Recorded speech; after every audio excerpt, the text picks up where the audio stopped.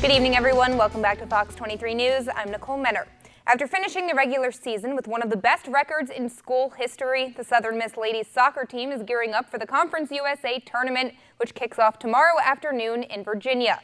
The Golden Eagles will face UAB in the second quarterfinal matchup tomorrow at 1 o'clock. The team finished with 11 wins this season, just the second time that feat has been accomplished since their first year in 1997. They've also notched 5 conference wins, which was the most since the year 2000.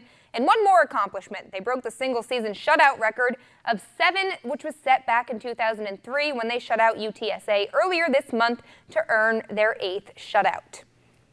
Well, after winning their first 4 games of the season, the New Orleans Pelicans dropped their second straight Monday night, a 116-111 decision on the road in Denver.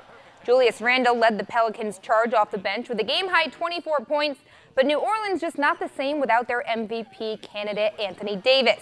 AD held out for the second straight game because of a right elbow strain.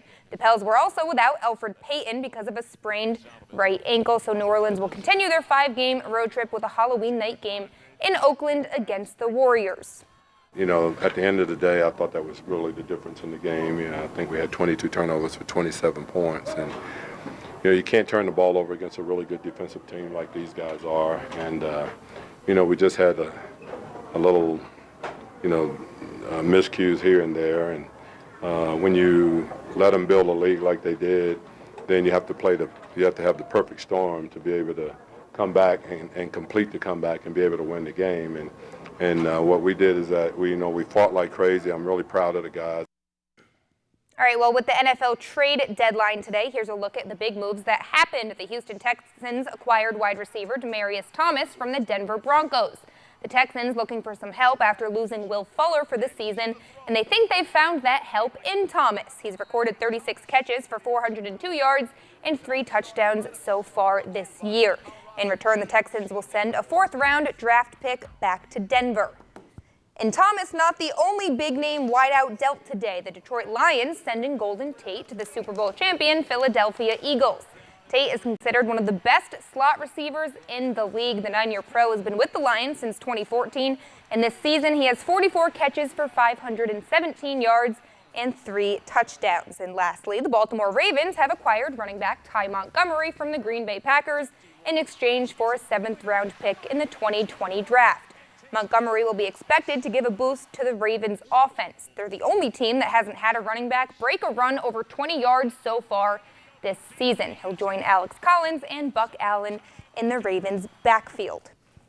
Meanwhile, it was a record-breaking night for the Super Team Warriors in Chicago, but really it belonged to Klay Thompson, the guard hitting 14 three-pointers in the Dubs' victory. He went 14 of 24 from beyond the arc, 18 for 29 from the field, 52 points in 27 minutes of play. In total, Golden State had 24 three-pointers in the game, which was just one short of the record of 25 made by the Cavs in 2017. Warriors won 149-124, but at halftime, they already had 92 points on the board, so hey, they were on pace to hit close to 200, excuse me. They'll settle for about 150. Yeah. Super teams, fun, right? It is. Yeah, it is. That's it.